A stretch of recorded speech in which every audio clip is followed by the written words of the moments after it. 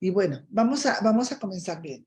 Hay varias cosas importantes que quiero comentarles y decirles, bueno, leerles un poco de la introducción y por ahí vamos a ir desarrollando la clase. En la introducción, eh, hay una parte en la clase que ustedes tienen donde están los versículos. Les voy a dar dos versículos que no están ahí porque los acabo de agregar porque acabo de ampliar un poquito la introducción. Entonces, el primer versículo que vamos a aumentar es Mateo 26, 28. Este versículo dice así, porque es el Señor Jesús hablando, porque esto es mi sangre que sella el nuevo pacto. Mi sangre se derramará para perdonar con ella los pecados de infinidad de personas. Y el siguiente versículo que vamos a aumentar en nuestra sección es Primera Carta a Corintios 11, 23 al 25. Entonces es Primera Corintios 11, 23 al 25 y dice así, esto es lo que el Señor me enseñó y que ya les transmití antes. La noche en que Judas lo traicionó, el Señor Jesús tomó pan, este es Pablo hablando, y después de dar gracias a Dios lo partió y dijo, este es mi cuerpo que por ustedes es entregado. Hagan esto en memoria de mí. Versículo 25. De la misma manera tomó la copa después de haber cenado y dijo, esta copa es el nuevo pacto confirmado con mi sangre, cada vez que la beban, hágalo en memoria de mí. Este es el versículo que el pastor nos lee cada vez que, como el domingo pasado, tenemos la cena del Señor. Y él nos explica que cada vez, ¿verdad?, que había un pacto de ley o de obras que ahora queda cumplido y da paso al nuevo pacto, que y nos decía, ahí el Señor Jesús está diciendo, esta es la última Pascua que vamos a celebrar, porque recuerden ustedes que el pueblo judío estaba celebrando la Pascua cada vez, ¿verdad? Y entonces dice, esta es la última Pascua que se va a celebrar porque ahora comenzamos con una nueva forma que es la Cena del Señor, porque iba a entrar en vigencia el nuevo pacto. Por esto es que me parece muy importante que ahora sí entrando de lleno en el papel que ustedes ya tienen, veamos que el nuevo pacto no es algo temporal, no es una moda, no es como que a qué le picó al pastor y ahora anda que nuevo pacto para arriba y nuevo pacto para abajo y ahora qué cosa rara es esta. Lo que pasa es que estamos centrándonos en la enseñanza de la escritura, ¿verdad? Y entonces aquí es muy importante que todos nosotros estemos conscientes de que esto no es una moda como el avivamiento de la risa, como otros movimientos, ¿no? Que ha habido a lo largo del tiempo y que porque nos lo han comentado muchos amigos que tenemos que dicen, ya se te pasará, esta es una nueva moda que se te está alborotando algo por ahí, pero es importante que sepamos que es algo que instituyó el propio Señor Jesucristo y que no es una moda, que es nuestra ley vigente, que es la ley que nos gobierna hoy día y que por eso es que es muy importante que la conozcamos. Entonces, siguiendo con lo que ustedes tienen, el nuevo pacto no es temporal, el nuevo pacto no es una moda, no es una tendencia, no es un invento, no es un movimiento, no es lo mismo de toda la vida, pero en otras palabras, no es una doctrina y significa que existe antes que todos los otros pactos. Eso ya lo hemos visto en otras clases, ¿verdad? Por lo tanto, este pacto es vigente porque es eterno y es superior. Este pacto quedó establecido e inaugurado en la cruz. En esta cena que les estoy diciendo, donde les dice el Señor Jesús, es la última Pascua y la primera cena está anunciándolo, pero queda inaugurado y establecido en la cruz. Su fundamento es la muerte y resurrección de Cristo, quien fue impartido como vida en nosotros, y esa es la doctrina de los apóstoles sobre la que nuestra fe se edifica. Nosotros leemos, y le estuvimos leyendo la clase pasada, que el fundamento lo ponen los apóstoles, ¿verdad? Que no es otro fundamento que Cristo, muerto y resucitado, ¿verdad? Y que ese es el fundamento de nuestra fe. Así que esa es la doctrina de los apóstoles sobre la que nuestra fe está edificada. Nosotros fuimos por Cristo constituidos ministros competentes de este nuevo pacto. Por eso es que nos ocupa y nos interesamos y nos invertimos en conocerlo y entenderlo, porque solamente así vamos a poder cumplir fielmente nuestra asignación de expresarlo como una vida en nosotros. Y entonces, con base en esta introducción, donde de verdad para mí es muy importante que nos quede claro que esto no es un movimiento, no es una doctrina, no es algo temporal, no es algo que luego va a venir otro pensamiento a suplir. Esto es lo que el Señor Jesús estableció y es por eso que nosotros lo estamos siguiendo. Y sumando a esto, quiero decirles que una de las preguntas que obtuvieron mayor número de error en la última evaluación fue precisamente una, así no la recuerdo con exactitud, pero era cuáles son los efectos de rudimento sobre el fundamento. Y entonces, la verdad es que no quedó como muy claro que era un rudimento y que era el fundamento. El fundamento es un cimiento donde se van a empezar a construir todas las cosas. Eso creo que a todos no nos queda tan difícil pensar en el fundamento. Lo que sí tenemos que saber es que el fundamento de nuestra fe, como ya lo acabo de mencionar, es Cristo. Y muerto y resucitado. ¿Ok? Ese es el fundamento de nuestra fe. Esa es la doctrina de los apóstoles sobre los que nuestra fe está fundamentada. Pero decíamos que cuáles son los efectos de un rudimento sobre el cimiento o el fundamento. Un rudimento tenemos que pensar lo que son formas, que son cosas con las que nosotros podemos, sombras con las que podemos estar cubriendo el cimiento o el fundamento. Y el efecto que el rudimento tiene sobre el cimiento es ocultarlo. Ajá. Es una sombra, es un manto, es algo que pones sobre el cimiento y no se ve y lo oculta. Por eso es que nos ocupa mucho en últimas fechas. Nos hemos estado invirtiendo en tratar de distinguir cuáles son esos rudimentos que se han hecho parte de nosotros y que nos cuesta trabajo ver para poderlos quitar. Entonces, los efectos del rudimento sobre el fundamento es ocultarlo o estorbarlo. Esto como rudimento pues son formas, ideas, rituales, pero no son cimiento. Te pongo un ejemplo muy bruto, ¿verdad? Muy burdo, que es aquella historia que hemos oído muchas veces de alguien que en la familia cocinan un pescado al horno, que es una cosa maravillosa, ¿verdad? Y que entonces el pescado siempre va sin cabeza y sin cola, y entonces una vez el esposo le pregunta a la esposa, oye, esta receta que te pasó tu abuelita, pero ¿por qué siempre le cortan la cabeza y la cola al pescado? Y ella le dice, pues no sé, pero así es como en mi casa se hace y aquí, entonces se va sin cabeza y sin cola. Y entonces un día le preguntan a la abuelita, pero ¿por qué el pescado que nosotros cocinamos tan religiosamente en esta casa y que nos ha hecho famosos en la cuadra, verdad, va sin cabeza y sin cola? Dice, ay, pues cuando tu abuelito y yo nos casamos éramos tan pobres que teníamos un sartén que no cabe un pescado completo, entonces le cortamos la cabeza y la cola y así es como lo podíamos nosotros cocinar en el. Entonces, a eso nos referimos. El fundamento, por decírtelo en este ejemplo, es cocinar un pescado. Pero el rudimento se convirtió ya en todo un ritual que tenía que llevar sin cabeza y sin cola. Me quiero imaginar que además, por ejemplo, que tuviera otra restricción. El pescado se compra y se cocina el mismo día, no se puede guardar otro día. ¿Por qué? Pues porque no tenían refri, porque eran pobres, ¿verdad? Pero esas cosas se van haciendo normas, se van haciendo hábitos y que forman parte de toda una estructura y que no hacen otra cosa que ocultar el fundamento. Yo entiendo que es un ejemplo como muy burdo el que te acabo de dar, pero espero que te sirva para entender lo que hace un rudimento sobre el fundamento. Nuestro cimiento es Cristo y no debe nunca ser oculto por sombras o por nada que lo pueda estorbar. Estas sombras son supuestos, son ideas, son opiniones. Pues es que yo creo, pues es que a mí siempre me ha servido, pues es que nosotros siempre lo hemos hecho de esta manera. Porque recuerden que esto no es cuestión de opiniones personales. Esto es que nosotros estamos buscando hacer las cosas de acuerdo a la palabra de Dios.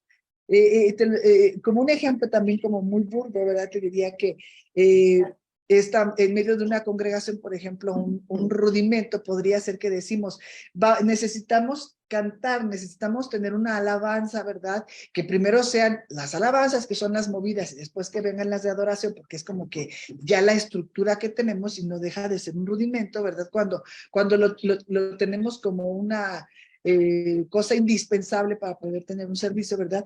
Y es que necesitamos cantar de esta manera para que la unción baje. Y esto no es así. Para que la presencia del Señor descienda, esto no es así. Nosotros ya entendemos que la presencia del Señor está en cada uno de nosotros.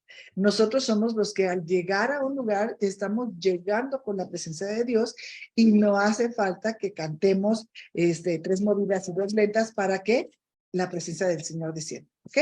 Entonces, ese es el punto, que ponemos como reglas o normas muy estrictas y que no terminan de ser, que son rudimentos. Entonces, Otro rudimento, por ejemplo, que tenemos en las congregaciones mucho es que hemos enseñado a la gente, por ejemplo, a pedir perdón por los pecados de sus antepasados, los pecados de sus abuelos, los pecados de sus familiares, para evitar que sobre ellos haya una maldición. Pero cuando nosotros hemos venido a Cristo y hemos nacido de nuevo, en nosotros ya no hay condenación y ya no pesa ninguna maldición. Sí puede pesar el que tengamos malos hábitos. Se me ocurre pensar que hay en todas nuestras generaciones ha habido diabetes. Entonces, y nosotros nos enseñaron a comer personas que han tenido diabetes toda la vida. Entonces, ¿qué nos enseñaron a comer? Arroz, pasta, fruta, dice Lore, un montón de carbohidratos, pan, ¿no? Nosotros desayunábamos, me acuerdo de niños, el desayuno era pan con leche y la cena era pan con leche, ¿no? Y ahorita dices, pues nomás no se puede porque eso está peligroso ya para nosotros. Entonces, estas son cosas que pueden estar en nosotros, pero si nosotros quitamos no es que en todos por default, porque estamos bajo maldición, vamos a tener diabetes. Si nosotros dejamos de repetir esos hábitos alimenticios, nosotros vamos a tener otro tipo de salud y no tenemos que tener esos mismos resultados. Pero nosotros hemos enseñado mucho tiempo en las congregaciones que necesitamos romper con las maldiciones que otras personas trajeron sobre nuestras vidas, dejando de validar la bendición y la vida nueva que tenemos en Cristo, y las otras cosas ya no tienen peso sobre nosotros a menos de que las practiquemos, como el caso que te estoy diciendo, a menos de que sigamos comiendo pan y carbohidratos, pues claramente va a pasar. Pero si en mi casa todos han sido alcohólicos y yo digo, pues no, aquí se rompió, ¿verdad? Porque yo tengo una vida nueva, porque yo tengo a Cristo y dejo de practicar estas cosas, no tienen por qué repetirse las maldiciones. Entonces no tienen este peso espiritual que les hemos puesto tanto. Entonces, estas cosas son formas que obstaculizan o que ocultan el fondo, el cimiento o el fundamento. Decía un hombre, y creo que es cierto, ¿quieres conocer verdaderamente al diablo? Intenta cambiar las costumbres de alguien.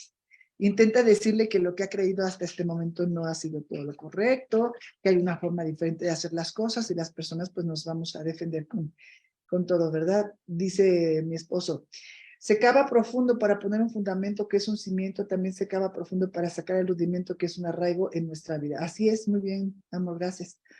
Ok, entonces esto va siendo parte como de la introducción.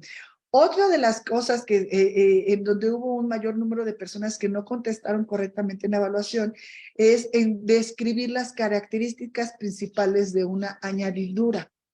Una añadidura para las características que ahora sí quede bien cimentado en ustedes, las añadiduras son humanas, físicas y temporales. En una palabra son cosas. Ajá. Son cosas.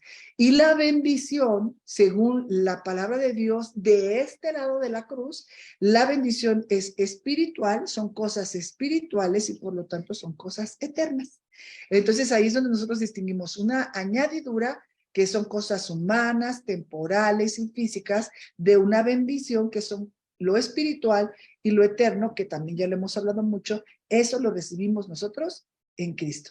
En Cristo recibimos toda bendición espiritual. Entonces, aquí llegamos a donde el avispero se ha pateado un poco y hay como un poco de inquietud en la mayoría de nosotros. Y llegamos al punto donde la vez pasada decíamos, y bueno, ya llevamos varias veces comentando esta parte de el Dios te bendiga, ¿verdad? Y no debe incomodarnos tanto. Cuando la palabra nos hace pensar, nos inquieta, nos hace buscar, nos hace estudiar, nos hace orar, es bueno. Es bueno para que no nos quedemos nosotros como estacionados y conformes en un lugar donde Dios no nos quiere tener estáticos, ¿verdad? Así que es bueno que sepamos que la luz de la aurora va en aumento y va en aumento hasta que el día es perfecto. No te desesperes, no hagas un mal juicio de lo que se está hablando. Si te está inquietando, por favor, ora, por favor, pídele al Señor que te lo revele, porque Él es bueno y no nos va a dejar en tinieblas nunca. Entonces decíamos que el avispero se alborota y está bien, porque tenemos que quitar los rudimentos que son las costumbres, los hábitos, un entendimiento previo a lo que hoy estamos conociendo. Pero recuerden que no es que estamos inventando el agua tibia, no es que nos estamos sacando algo de la manga, por eso te leía los 2 primeros versículos. Estamos, conforme a la escritura, diciendo, la luz de la aurora va en aumento. El Señor hoy le ha placido traer mayor luz y no nos vamos a negar a ella. Entonces, en este mismo sentido del Dios te bendiga, yo quiero poner un marco. Cuando escuches que nosotros te estamos hablando sobre esta parte del Dios te bendiga, tiene que haber un marco y no puedes escucharlo fuera de este marco. Ajá. Este marco son límites sobre, dentro de los que tú tienes que escuchar lo que nosotros hablamos con respecto al Dios te bendiga. Y este marco te dice así: ¿nosotros esperamos cosas buenas de Dios? Sí. Cuando nosotros te decimos que ya no aplica el Dios te bendiga, porque esas son cosas espirituales y eternas que ya recibimos en Cristo, que desear que eso pase ya no puedes decirlo porque ya pasó, ¿verdad? No estamos diciendo que no podemos esperar cosas buenas de parte de Dios. ¿Ah? Y dije cosas, esperamos cosas buenas de parte de Dios. Otra cuestión que viene formando parte de este marco. ¿Dios hace cosas a nuestro favor hoy? Sí. No estamos diciendo que ya no puedes esperar, ni querer, ni pedirle a Dios cosas buenas, porque Él es bueno y siempre nos va a dar lo mejor. Pero no podemos negar que como nosotros entendemos que las palabras no son inocentes y que generan estructuras de pensamiento, necesitamos empezar a buscar la verdad, empezar a pulir nuestro hablar, ¿verdad? Porque que se conecte con una realidad espiritual vigente en nosotros. Así que nosotros hoy llamamos bendición a lo que es eterno y espiritual en Cristo, en quien ya hemos sido bendecidos. Y llamamos añadiduras a las cosas que son temporales. Y fíjate lo que te voy a decir. Son cosas temporales que podemos recibir o no recibir. ¿Estás de acuerdo con eso? Las cosas las podemos recibir o no recibir. El problema es que, déjame ponerte un ejemplo. Mi hermana Laura se casa con mi cuñado David. Él es hermano de mi esposo, yo soy hermana de mi hermana. O sea, como que la cosa está muy pareja, ¿no? Y entonces nos casamos las dos parejas con muy poca distancia de tiempo. Y yo, desde que, pues hace muchos, muchos años, yo siempre oraba y le decía, Señor, y además hasta hacía mis rituales, porque me iba a caminar aquí a unas casas que me gustan mucho y pisaba la tierra y decía, yo piso esta tierra declarando que esta casa y que aquí yo voy a vivir, que no sé qué, ¿no? Me iba a dar mis vueltas ahí declarando esas cosas, porque toda la vida yo he deseado una casa con jardín. Ya decía yo un jardín que sea del tamaño así, no me importa, pero yo quería pensar en una casa con jardín. Esto tenía todo que ver con que yo tenía hijos muy chiquitos y yo quería que disfrutaran de un pedacito de jardín. Y entonces yo oraba por el pedacito de jardín. Y resulta que hasta el día de hoy, porque Dios puede sorprendernos, ¿verdad? Pero hasta el día de hoy yo no he recibido una casa con jardín. No he recibido ese anhelo de mi corazón. Y resulta que mi hermana, que no sé si la tenía tan preocupada el asunto de la casa con jardín, excuso de decirte el jardín que ha llegado a tener, ¿no? Entonces, ¿a qué conclusión llego entonces? Porque las dos cristianas, los esposos pastores, ¿sí me explico? La igualdad de situaciones. ¿A qué conclusión llego? Dios la bendijo a ella y a mí no. Dios la bendijo a ella con una casa con jardín y a mí no me escuchó. Esa es la conclusión a la que vamos a llegar. Dios fue bueno con ella y a mí por alguna extraña razón me está castigando o no me está escuchando. Entonces es que sabes que con seguridad yo no me estoy levantando a orar a las 3 de la mañana, porque entonces viene alguien y te dice, no, es que sabes qué, yo oraba a las 3 de la mañana todos los días sin cesar. No me faltó un solo día y yo recibí lo que pedí. Entonces, ¿qué digo yo? Tengo que levantarme todos los días a las 3 de la mañana a pedir porque entonces voy a recibir lo que estoy pidiendo. Entonces, o alguien te dice que tienes que humillarte, que tienes que llorar, que tienes que insistir sin cesar. En fin, te llenan de un montón de argumentos de las propias experiencias que alguien haya tenido para que tú puedas recibir las cosas que estás pidiendo. Entonces, la tentación aquí es que nosotros podemos llegar a pensar que Dios bendijo a alguien, en este caso a mi hermana, y a mí no. Cuando yo estaba pidiendo algo que no recibí. Entonces, esto que te digo de insistir, de humillarnos y de pedir, no estoy diciendo bajo ninguna circunstancia que esté bien o mal hacerlo, porque ese no es nuestro punto. El punto es que si este es nuestro pensamiento con respecto a la bendición, somos susceptibles a pensar que si lo recibimos es porque algo hicimos bien para recibirlo o para merecer algo de Dios, porque orábamos juntos, mi esposo y yo, porque nos humillábamos, porque no faltó ningún solo día el que lo hiciéramos. ¿Sí me explicó? Y entonces tendemos a pensar que algo hicimos bien, tan es así que vamos y le decimos a alguien que no ha recibido lo que quiere, pues deberías hacerle como nosotros, porque nosotros o sabes qué, fuimos a esa iglesia y aquel hombre oró por nosotros y entonces se desató la bendición y entonces vino sobre nosotros la casa con jardín, ¿no? Entonces estamos susceptibles a pensar esa clase de cosas que no son correctas. Entonces, la cuestión es, yo te pregunto, ¿Dios puede sanar? ¿Tú crees que Dios puede sanar?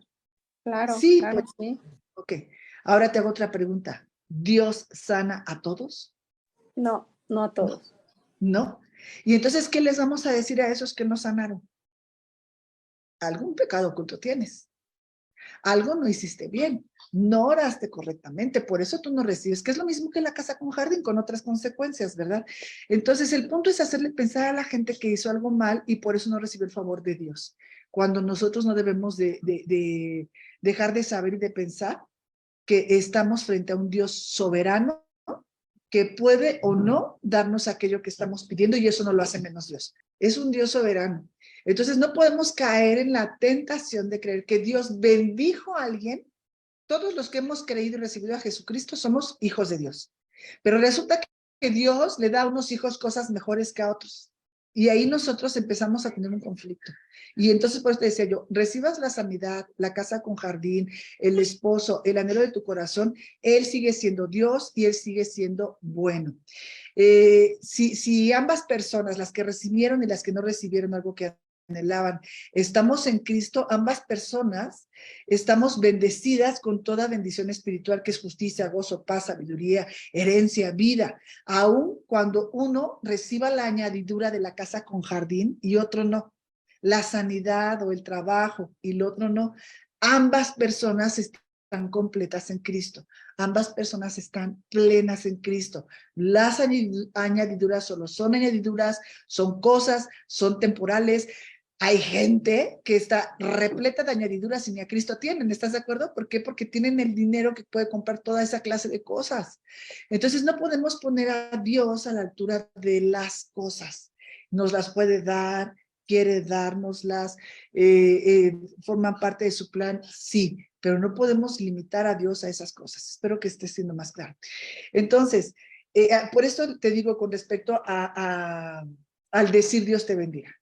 Es muy importante, por favor, escucha lo que te voy a decir, que no se sientan juzgados cuando nosotros decimos eso, que no sientan, como aquí ya no podemos decir eso, como ustedes dicen que ya no se debe decir, no, ustedes no se sientan juzgados, no es que aquí ya no se pueda decir Dios te bendiga, lo único que es una realidad en cada uno de los que estamos hoy aquí escuchando es que todos deseamos avanzar, que todos deseamos conocer, profundizar y vivir con plenitud lo que Cristo preparó para nosotros. Esa es nuestra realidad. Y si eso implicará cuando Dios lo revele, que cambie nuestra manera de hablar, gloria a Dios, ¿verdad? Pero mientras eso sucede, no te sientas juzgado, pero tampoco te estanques. Investiguemos, oremos, busquemos, comprendamos esta parte. Bendición es espiritual y es eterno. Y añadidura es temporal, es humano, es físico, son cosas. Bien, entonces, todo esto es una introducción súper larga, pero bueno, déjenme leer un poquito de lo que está por acá. Angie dice, el propósito de Dios es diferente para cada persona, sí. Alfredo, bueno, si no sanas aquí en esta tierra, sanas en su presencia, sí. Clau, Dios es el dueño de la pelota y Él decide quién sana y quién no. Sí, Clau. Arlita, exacto. Dios es soberano, entiendo su soberanía. Podemos encontrar paz aún sin vivir lo que queremos. Ya después de tiempo entendemos su buena, agradable y perfecta voluntad. Amén. Dios es soberano, dice Ale. Ok, continuamos entonces. Pablo, a través de sus cartas, se refiere con frecuencia a la ley mosaica comparándola con la supereminente grandeza del Evangelio de Jesucristo y la salvación por gracia que declara el nuevo pacto. Y una de las palabras que teníamos por investigar era supereminente, supereminente. ¿Alguien quiere participar diciéndonos que es supereminente? Sí. Dice que es muy elevado. Uh-huh. Uso para describir a Dios en la Biblia, ya que es el ser supremo en todo sentido. supereminente, es muy superior a otros en cualquier aspecto, es muy elevado. Así que esta supereminencia del nuevo pacto se hace evidente. Vamos a tener varias clases con respecto a la supereminencia del nuevo pacto, o sea, lo superior que es el otro pacto, pero en este caso nos vamos a centrar en que se hace evidente esta supereminencia, este aspecto muy elevado de este pacto sobre todos los demás, con la calidad de ministros que componen el nuevo pacto. Y estos ministros son ministros competentes. Para entender inicialmente la superioridad del nuevo pacto, vamos a tomar como referencia lo que Pablo expone en segunda carta a Corintios 3, 5 al 6. Y dice así: no es que pensemos que estamos capacitados para hacer algo por nuestra propia cuenta. Nuestra aptitud proviene de Dios. Él nos capacitó para que seamos ministros de su nuevo pacto. Este no es un pacto de leyes escritas, sino del Espíritu. El antiguo pacto escrito termina en muerte, pero de acuerdo con el nuevo pacto, el Espíritu da vida. Esto fue segunda carta a Corintios 3, 5 al 6. El nuevo pacto entonces es superior por la calidad de ministros que establece. ¿Alguien me puede decir qué investigó sobre superior? Que está situado encima de otra cosa o más alto que ella. Ok, gracias, Leti.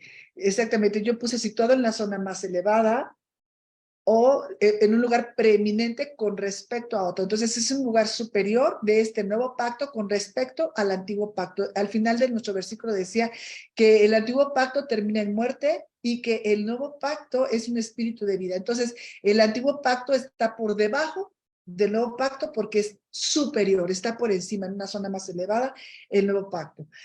Hemos dicho en más de una ocasión que nadie puede ser competente en aquello que ignora o desconoce.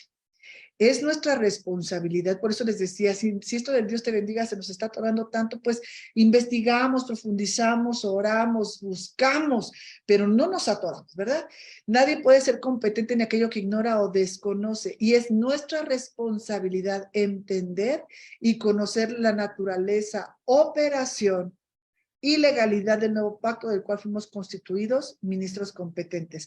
Y es muy interesante porque el versículo dice que en el 6 dice, Él nos capacitó para que seamos ministros de su nuevo pacto. Él es quien nos hizo ministros de este nuevo pacto y entonces Él nos va a dar lo necesario para hacerlo. La competencia viene de Él, no de nosotros. Entonces, como nadie puede ser competente en aquello que ignora o desconoce, necesitamos profundizar. Hemos sido constituidos ministros de este nuevo pacto. ¿Quién me dice que investigó sobre constituidos? Dice, ser y formar determinada cosa. Formar lo que se expresa. Ok, qué interesante. Gracias, Albita. Entonces, constituidos es formar lo que se expresa, es establecer o señalar a alguien, poner en una posición de autoridad, formar lo que se expresa, dice Albita. Entonces, nosotros somos constituidos en ministros del nuevo pacto para que formemos, para que sea formado en nosotros lo que estamos expresando. Un ministro en la palabra de Dios es un servidor, de tal manera que esto es muy interesante porque a veces en las congregaciones decimos, ay, fulanito es un servidor. Aquí el único servidor es Pablito, el servidor es René que nos ayuda con nosotros, el hermano Jesús, no, o Doris o las servidoras, no. Aquí dice que todos los que hemos creído hemos sido constituidos servidores de un nuevo pacto, a favor de un nuevo pacto, de formar esto en nosotros. Así que somos competentes una persona competente es una persona que posee conocimientos y habilidades para desempeñar exitosamente una función. Esa es una persona competente. No se adquiere, y me gustaba que decía esta cosa que yo busqué, no se adquieren conocimientos por ósmosis. No es que un día de repente amaneces y ya tienes el conocimiento. ni las habilidades se desarrollan por una generación espontánea. Por eso es que decíamos, hay una responsabilidad en cada uno de nosotros de invertir tiempo de oración, de lectura, de conocimiento y de investigación para que podamos cumplir con esto que el Señor nos ha constituido como ministros competentes de un nuevo pacto. Y aunque la competencia no viene de nosotros, sino viene de Él, nosotros tenemos que invertirnos en facilitar que eso sea propicio a través de nosotros, que se vea a través de nosotros. Entonces, aquí encontré varios sinónimos de competente, y es que se encuentran en el diccionario y son capacitados, cualificados, aptos, idóneos. Cuando todo lo que yo estoy diciendo, tienes que entenderlo como algo que Dios te está llamando a ti, porque Dios te constituyó a ti un ministro competente del nuevo pacto. Entonces dice que estás capacitado, cualificado, apto, idóneo, entendido, experto, diestro, capaz, especialista, eficiente, eficaz, hábil, preparado, perito, profesional. Ahora, los antónimos, que es donde no debemos calificar de competente, son incapaz, inepto, ignorante, incompetente, torpe, neófito, inhabilitado, ineficaz. Así que nosotros tenemos, o sea, cuando yo veo y oigo y estudio esto, tenemos un peso de responsabilidad enorme, enorme, porque Él nos ha constituido como sus servidores y nos llama como personas aptas, ¿verdad?, calificadas, y nosotros no podemos no calificar como calificados, valga la redundancia, y quedarnos en incapaces, ineptos, ignorantes, incompetentes, torpes, neófitos, inhabilitados o ineficaces, porque no invertimos en estudiar, en conocer. Y aprovecho aquí para decirte, envía tus evaluaciones, inviértete, vuelve a escuchar los audios, haz el trabajo, porque es la única manera en la que tú vas a poder desarrollarte como lo que ya eres, un ministro que Dios llama competente. Algunas personas creen equivocadamente que Dios no puede usarlas porque no creen estar listas o creen que no son aptas, pero el versículo dice, la competencia no está en nosotros, sino en Dios, quien nos hizo competentes. Sin embargo, tampoco podemos olvidar que estamos en formación y por su gracia somos habilitados, capacitados, calificados y autorizados para ministrar en la gracia de este glorioso pacto. Estamos en un proceso de formación en el que todos nosotros nos estamos invirtiendo. Así que esta es otra de las palabras que hemos estado mencionando continuamente. Disfrutemos de manera práctica esta verdad. Cuidemos nuestra salvación con temor y temblor, y veíamos en muchas versiones y llegábamos a esta conclusión, que lo que Pablo está diciendo es, ocúpense, responsabilícense, practiquen su salvación. Y creo que aquí cabe perfectamente. Practiquen y disfruten su salvación. Disfruten el que Dios les ha constituido ministros competentes de un nuevo pacto. Somos vasos que de alguna manera tienen como una fuga, ¿verdad? Que estamos goteando, y la única porque tenemos todavía esta carne, ¿verdad?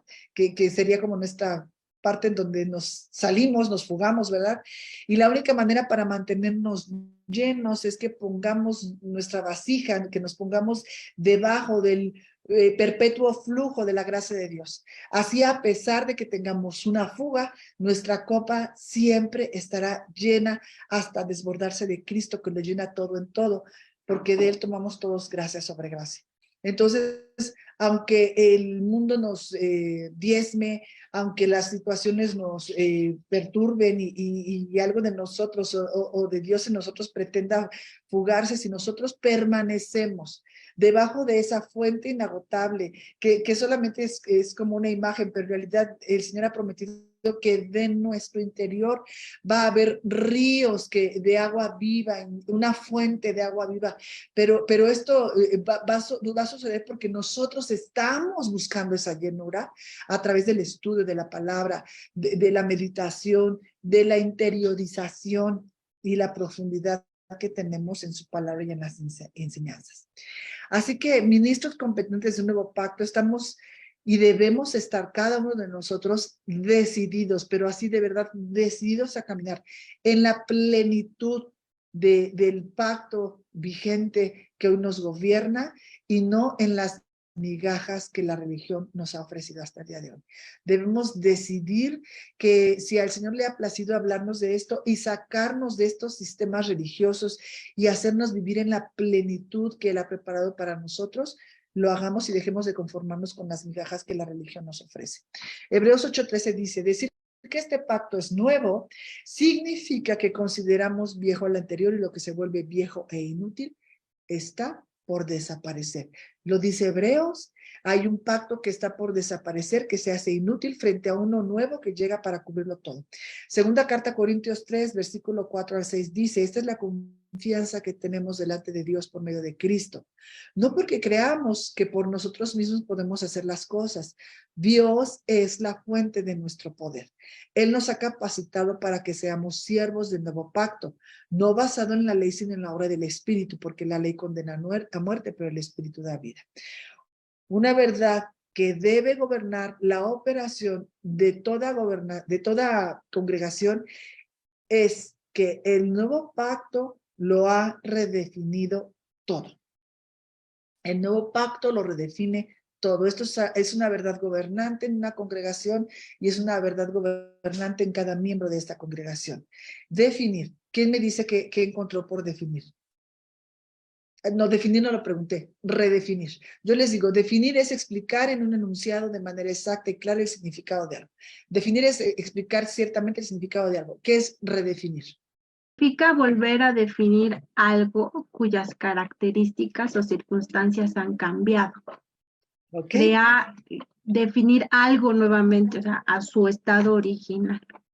Ok, gracias. Entonces, si decíamos que definir era en un enunciado decir de manera exacta y clara el significado de algo, redefinir es que se hizo necesario volver a decir de manera clara el significado de algo con nuevos parámetros, nuevas características, con diferentes características que se presentaron en el tiempo. Entonces, por eso decimos que el nuevo pacto lo ha redefinido todo porque hay nuevas características, están siendo diferentes. Así que redefiniríamos hoy que esto es uno de los rudimentos que ha habido por mucho tiempo en las congregaciones. Ya no es más importante, no puede ser más importante lo que siento o estar emocionado en medio de lo que llamamos el culto, ¿verdad? Y no estar siendo edificados. No es bueno, no está bien, no es posible que nosotros podamos salir de un servicio, ¿verdad? En la congregación, no es que nosotros salgamos diciendo, pudiendo describir lo que sentimos, lloré, me emocioné, me caí, sentí que temblaba, me daba el telele, hasta me mareé, vi estrellitas, que puedas salir diciendo lo que sentiste, pero que no puedas salir edificado, es decir, que no puedas decir que entendiste. Ese es el grave problema. Ese es un rudimento, que las personas vamos a que nos hagan sentir cuando lo que tenemos que hacer es entender. Por eso alguna vez poníamos una frase por ahí, creo que en Instagram, donde decíamos, la fe no siente, la fe entiende. Así que ese es un rudimento y es algo que tenemos que redefinir hoy. Nosotros no vamos a sentir, nosotros vamos a la congregación a entender.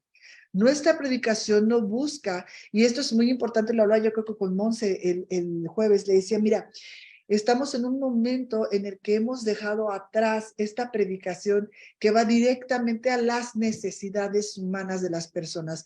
Le dije, si nosotros nos dedicáramos, vamos a hacer el siguiente mes, vamos a hablar el primer domingo de la depresión, el segundo de la angustia, el tercero del temor, el cuarto de los celos, el quinto de lo que tú te guste, ¿no? Si nosotros hacemos eso, yo te digo una cosa, vamos a tener la congregación llena y hasta vas a invitar a alguien. Porque esas son cosas muy aterrizadas que la gente sufre y que son los temas.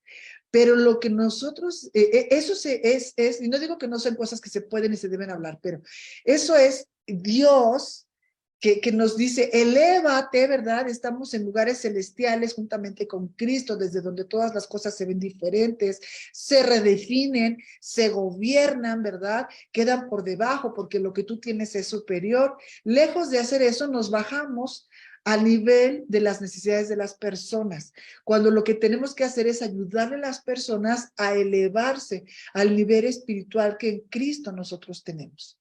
Entonces, a las personas se les hace muy complejo, ¿verdad? Que la predicación tenga todo que ver con Cristo, tenga todo que ver con las realidades espirituales que hoy nos gobiernan y no con las realidades naturales que los están agobiando. Pero la misión es que podamos elevarnos a las realidades espirituales. Así que es importante, pero necesitamos elevarnos al plan de Dios. No ponemos a Dios en nuestra necesidad, sino que elevamos nuestra necesidad a Dios. Y esto no estoy diciendo que esté mal orar, pero no estoy diciendo que estamos orando para elevar nuestra necesidad a Dios, sino que desde donde Dios nos ha puesto la posición, el lugar en que nos ha constituido, desde ahí nosotros debemos ver nuestra realidad, también sobre la tierra, porque nuestra realidad sobre la tierra también es espiritual. ¿Ok? Entonces, ministro competente es un perito que pone el fundamento para que los santos construyan una vida, no en lo pasajero, sino en lo eterno, en lo que permanece. ¿Alguien puede decirnos qué buscó sobre perito? Persona que tiene conocimientos especializados en una materia, experto. Ok, gracias. Sí, un perito es una persona entendida. Es una persona experta en una materia. Yo utilicé una frase muy fuerte y quienes estuvieron el miércoles en la oración presencial frente a lo que estábamos orando y viviendo en ese momento, decíamos lo peligroso que es que la iglesia de Cristo sea analfabeta espiritual. Qué fuerte es eso y no pretendo ofender a nadie. Esto es para mí, el que lo puede recibir. Pero necesitamos comprender que la Biblia nos llama y nos insta y nos impulsa a que seamos competentes, peritos, expertos en la materia, que no pueda venir cualquiera a movernos de nuestro fundamento porque no estamos arraigados, cimentados, edificados en la verdad. Porque cualquiera puede con más labia y con más conocimiento, aunque sea un conocimiento que no sea el correcto, venir a entorpecernos. Así que se necesita que seamos entendidos y expertos en una materia. Los peritos, decíamos, son los que llevan a las personas a construir su vida no en lo pasajero y temporal, sino en lo eterno, en lo que permanece para siempre. Y fíjate lo que te voy a decir, y no importa lo que esté pasando, no importa lo que esté pasando, esa persona se sostiene a través del tiempo en la verdad.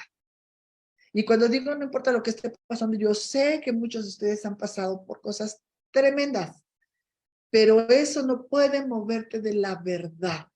La verdad es Cristo en nosotros. Así que un ministro de un nuevo pacto es este perito entendido o experto en una materia.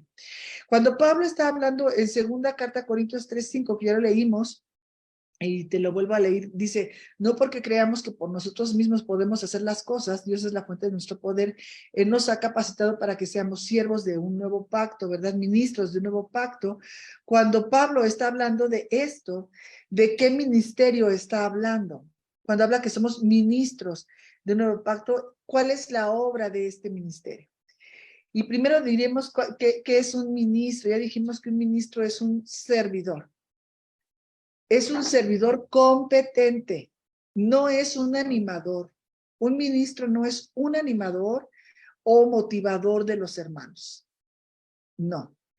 Un ministro no es un animador o motivador de los hermanos para que tengan una buena experiencia en el culto, para que se vayan sintiendo algo muy bonito, aunque no puedan decir que entendieron, sino que un ministro o un siervo competente es un edificador que establece un fundamento para que los edificadores edifiquen y construyan sobre Cristo. Y esto es muy importante porque, por poner un ejemplo, hoy está habiendo un servidor, que soy yo, su servidora, intentando poner un fundamento. Pero aquí dice que ese fundamento se está poniendo para que los edificadores, que son cada uno de ustedes, ¿verdad?, edifique y construya en Cristo. Esta es una función de cada uno de nosotros.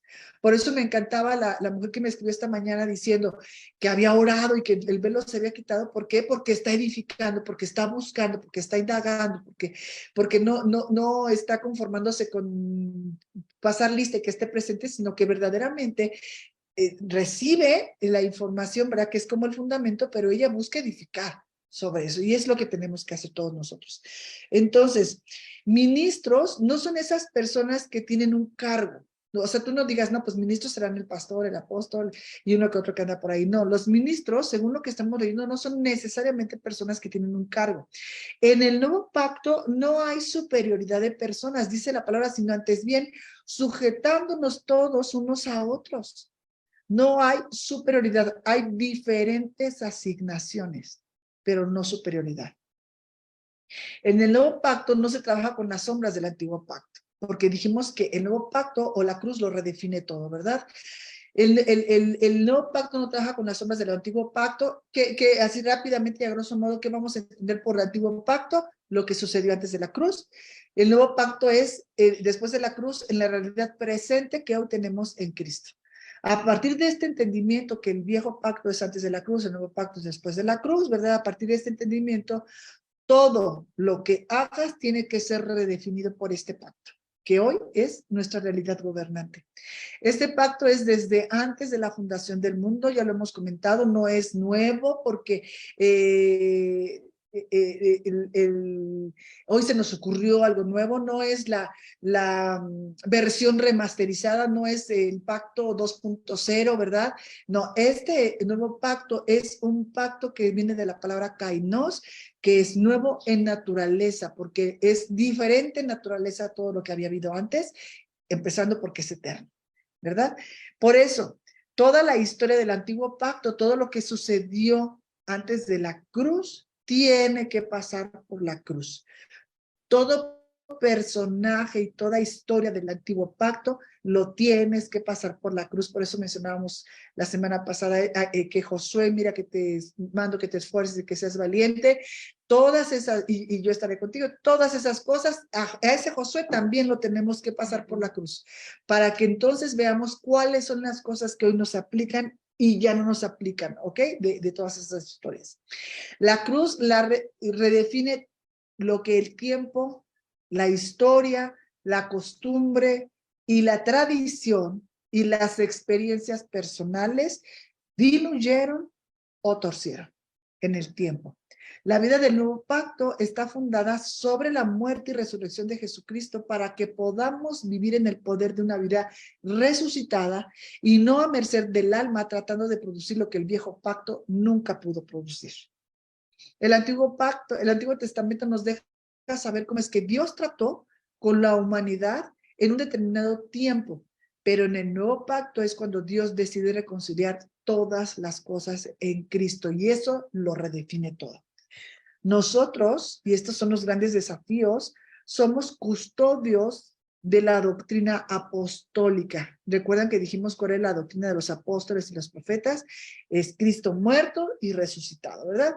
Somos mayordomos de lo que se nos ha confiado y este pacto, que es lo que se nos ha confiado, no es negociable ni pasa de moda, como lo explicamos recién en la larga introducción que tuvimos, ¿verdad?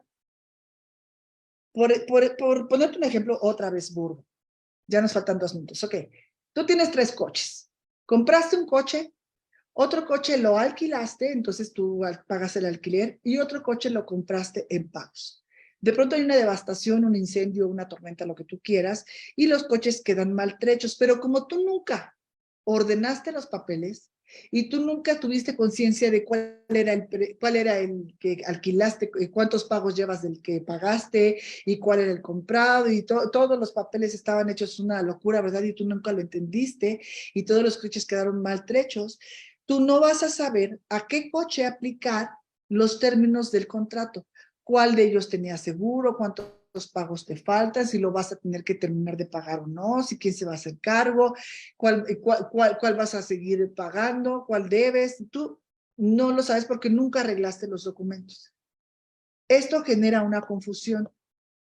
Y entonces nos acercamos las personas y te decimos, bueno, En mi experiencia, lo que tú deberías de hacer es que seguramente el contrato dice que ya no debes de pagar nada. No, el contrato te lo van a exigir y lo vas a tener que pagar. Y vienen un montón de opiniones de las personas y un montón de experiencias de las personas diciéndote que el contrato puede entenderse de tal o cual manera. Y con todas estas opiniones de las personas se acuñan frases de opiniones que en el tiempo se van volviendo doctrinas o realidades para nosotros. Por eso es que, bueno, voy a decirles lo que yo encontré de acuñar porque ya no nos da tiempo, pero acuñar es imprimir o sellar una pieza, pero también aquí entra la palabra cuña, que es una pieza de madera o metal que se introduce entre dos elementos y se ocupa para inmovilizar o para afirmar un cuerpo. Entonces, cuando vienen todas estas ideas de qué hay que hacer con los contratos y los coches, porque seguramente era este y era aquel, y entonces vienen un montón de ideas y todo aquello empieza a generar una doctrina. En la doctrina cristiana es lo mismo y empezamos a hacer cuñas, empezamos a afirmar, ¿verdad? Que algo que entre y que afiance lo que nosotros creemos y lo que nosotros opinamos y lo que nosotros decimos, porque así me fue a mí. Yo oré a las 3 de la mañana y tuve casa con jardín, y entonces ahí está la cuña, ¿verdad? Para que todo el mundo lo tenga que hacer. O acuñar, que es imprimir o sellar una pieza, que las cosas tienen que ser como en alguna experiencia de alguien ocurrió, como alguien se lo imagina. Yo quiero que te quedes con esta imagen. Todo lo que no puedes ver, lo vas a imaginar. Si tú no puedes ver la realidad del nuevo pacto, si tú no puedes ver la realidad de Cristo, el cimiento de los apóstoles, si tú no puedes ver eso, ¿qué vamos a hacer?